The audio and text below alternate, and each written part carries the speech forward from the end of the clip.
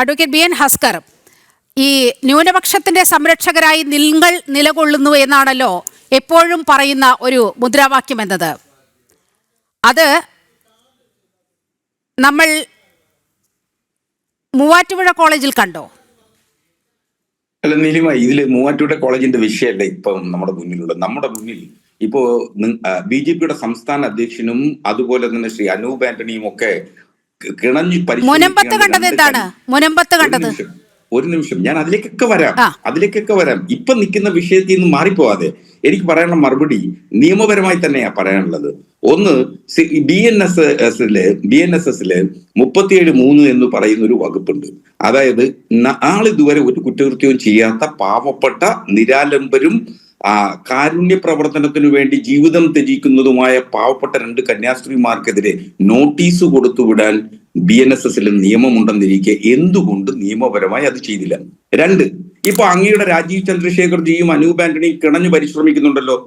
ആ മുഖ്യമന്ത്രിയോടും ആഭ്യന്തരമന്ത്രിയോടും ഈ കേസ് പിൻവലിക്കാൻ പറഞ്ഞിരുന്നെങ്കിൽ ഇന്ന് രാവിലെ ആ കന്യാസ്ത്രീമാർ സ്വതന്ത്രമാവുമായിരുന്നു. ഇത് ആരെ പറ്റിക്കാൻ വേണ്ടിയിട്ടാണ്? നാളെ സെഷൻസ് കോടതി തെളിവുകളുടെ പരിശോധിക്കുമ്പോൾ ഇതിലെ നിയമത്തിലെ തെളിവുകളുടെ അഭാവം മനസ്സിലാക്കി നാളെ ജാമ്യം കൊടുക്കുമ്പോൾ അത് രാജീവ് ചന്ദ്രശേഖർജിയുടെയും അതുപോലെ അനൂപ് ആന്റണിജിയുടെയും ഒക്കെ ക്രെഡിറ്റിലേക്ക് കൊണ്ടുവന്ന് ഈ പാവപ്പെട്ട കെവിൻ പീറ്ററിനെ പോലുള്ള കാസയുടെ നല്ല അൽമായന്മാരെ മാത്രം പറ്റിക്കാനേ പറ്റൂ. ഭൂരിപക്ഷം വരുന്ന ക്രിസ്ത്യൻ സമുദായത്തെ ഇങ്ങനെ പറ്റിക്കാമെന്നും നിങ്ങൾ കരുതുക വേണ്ട. അതുകൊണ്ടാണ് നാളെ രാജ്ഭവനിലേക്ക് നല്ല അൽമായന്മാർ വാമൂടിക്കെട്ടി പ്രകടനം നടത്താൻ തീരുമാനിച്ചിരിക്കുന്നത്. അവരുടെ ചെവിക്കുള്ളിൽ നിങ്ങൾ ഈ പറയുന്ന പൊള്ളകളും കള്ളത്തരങ്ങളും വിശ്വസിക്കാൻ കാസ പോലുള്ള നല്ല അൽമായന്മാരെ മാത്രമേ നിങ്ങൾക്ക് കിട്ടൂ. കെവിൻ പീറ്റർ മറുപടി പറയേണ്ട ഘട്ടമാണ്. അങ്ങേക്ക് മറുപടി പറഞ്ഞ് അവസാനിപ്പിക്കാം. അല്ല, പകൽ സഖാവും രാത്രി തീവ്രവാദിയായിട്ട് നടക്കുന്നതിന്റെ ഒരുത്തന്റെയും സർട്ടിഫിക്കറ്റ് ക്രിസ്ത്യൻ സമുദായത്തിനും കാസയ്ക്കും കെവിൻ പീറ്ററിനും ആവശ്യമില്ല. അസ്ത്രകൾ അവിടെ നിൽക്കട്ടെ. എനിക്ക് പറയാനുള്ളത്, ഇവിടെ ഞങ്ങളുടെ കന്യാസ്ത്രീകൾക്ക് ചില വീഴ്ചകൾ സംഭവിച്ചിട്ടുണ്ട് ഈ വിഷയത്തിൽ. ഞാൻ അതിലേക്ക് വരുന്നൊരു മറ്റൊരു കാര്യം പറയുന്നത്, ക്രിസ്ത്യൻ സമുദായത്തിലെ അംഗങ്ങളുടെ എണ്ണം കുറയുന്നതിൽ ഞങ്ങൾക്ക് ആശങ്കയുള്ളതുപോലെ തന്നെ ഹൈന്ദവ സമുദായത്തിലെ ആളുകളുടെ എണ്ണം കുറയുമ്പോഴും ആ സമുദായത്തിനും ആശങ്കയുണ്ടാകും എന്നുള്ളത് ഞങ്ങൾ ഉൾക്കൊള്ളണം. അത് ഉൾക്കൊള്ളുക തന്നെ വേണം. പക്ഷേ സഭാവസ്ത്രങ്ങൾ അണിഞ്ഞുകൊണ്ട് കന്യാസ്ത്രീകളും വൈദികരും പൊതുസമൂഹത്തിൽ ഇറങ്ങി ഏതെങ്കിലും സിവിലിയൻസിനൊപ്പം നടക്കുമ്പോൾ ആ സിവിലിയൻസ് എല്ലാം മതം മാറ്റത്തിന് വേണ്ടി വന്നവരാണെന്ന മുൻവിധിയോട് കൂടിയുള്ള ആൾക്കൂട്ട വിചാരണ ഒഴിവാക്കാൻ വേണ്ടുന്നത് സംഘപരിവാർ സംഘടന നേതൃത്വത്തിന്റെ ഭാഗത്തുനിന്ന് അണികൾക്ക് നിർദ്ദേശം കൊടുക്കണം. അതും ഇതിനോടൊപ്പം തന്നെ ചെയ്യണം. അപ്പൊ ഇതിന്റെ കൂടുതൽ സിസ്റ്റേഴ്സുമായി വന്നിരിക്കുന്ന ഒരു വീഴ്ച ഞാൻ പറഞ്ഞു തരാം. ഇവർ പോയി കൊണ്ടുവരികയല്ല വേണ്ടത്. ഓരോ സ്ഥലത്തെയും സാമൂഹിക മറ്റ് എല്ലാവിധ വ്യത്യാസങ്ങളും അനുസരിച്ച് പ്രവർത്തിക്കാൻ തയ്യാറാകണം. ഇത് മതപരിവർത്തന നിരോധന നിയമം നിൽക്കുന്ന ഒരു സ്ഥലമാണ്. ഈ പെൺകുട്ടിയിൽ ഒരാൾ വന്നത്, അല്ലെങ്കിൽ 2 പേർ വന്നത് നാരായൺപൂർ എന്ന് പറയുന്ന മാവോയിസ്റ്റ് കേന്ദ്രത്തിൽ നിന്നാണ്. ഈ ഒരു പെൺകുട്ടി മാവോയിസ്റ്റ് ആണെങ്കിലും ഇവൾ പുറത്തു വന്ന് കന്യാസ്ത്രീ മഠങ്ങൾ കേന്ദ്രീകരിച്ചുകൊണ്ട് മാവോയിസ്റ്റ് പ്രവർത്തനങ്ങളെ ഏകോപിപ്പിക്കുകയും അവിടെ ഇരുന്നോട്ട് ടെലിഫോണിലൂടെ കാര്യങ്ങൾ നിയന്ത്രിക്കുകയും ചെയ്യണമെങ്കിൽ നാളെ പിടിക്കപ്പെട്ടു കഴിഞ്ഞാൽ ഈ കന്യാസ്ത്രീ ഉൾപ്പെടെ സ്റ്റാൻ സ്വാമി പോകില്ലേ?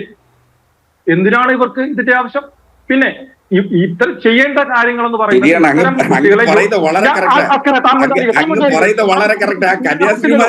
ആ കന്യാസ്ത്രീമാരെ കുഷ്ഠരോഗികളെയും ആദിവാസി കുഞ്ഞുങ്ങളെയും സംരക്ഷിക്കാൻ പോകാൻ പാടില്ല. അങ്ങനെയൊന്നും ആരും പറയുന്നില്ല. ബി.എൻ. ഹസ്കർ, ഞാൻ നേരത്തെ ആ ഇൻട്രോയിൽ സൂചിപ്പിച്ച കാര്യമാണ് കെവിൻ പീറ്റർ പറഞ്ഞു വരുന്നത്. അവിടെ ഈ മേഖലയിൽ നിന്നാണ് മാവോയിസ്റ്റ് വനിതാ നേതാവിനെ അടക്കം വകവരുത്തുന്ന സാഹചര്യമൊക്കെ ഉണ്ടായത്. അനുപമ അയാളെ നിയന്ത്രിക്കാൻ തയ്യാറാവണം. അങ്ങ് പറഞ്ഞ് അവസാനിപ്പിക്കൂ, സമയം പോകുന്നു. ഞാൻ പറഞ്ഞത് ഈ പെൺകുട്ടികളെ ജോലിക്ക് കൊണ്ടുവരണമെന്നുണ്ടെങ്കിൽ ഈ ചെയ്യേണ്ട കാര്യം എന്ന് പറഞ്ഞാൽ ഈ മാതാപിതാക്കൾ നേരിട്ട് ആ കുട്ടിയുമായി, ഏതൊക്കെ കുട്ടികളുണ്ട് അവരുടെ മാതാപിതാക്കൾ കുട്ടികളുമായി സഭയുടെ ഇത്തരം സന്യാസ സ്ഥാപനങ്ങളിലെ ഓഫീസുകളിൽ വന്ന് തങ്ങളുടെ മക്കളെ ഏൽപ്പിച്ച് എഗ്രിമെന്റിൽ സൈൻ ചെയ്ത് സമ്മതപത്രം ഒപ്പിട്ട് കൊടുക്കണം.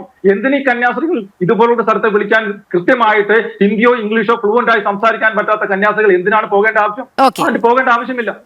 അത് ചെയ്യേണ്ട കാര്യമുണ്ട്. ഇത് സംബന്ധിച്ച് നേരത്തെ നിർദ്ദേശം CBCIയിൽ നിന്നും ലെറ്റർ അല്ലാത്ത രീതിയിൽ പോയിട്ടുണ്ടെന്നാണ് ഞാൻ അറിയുന്നത്.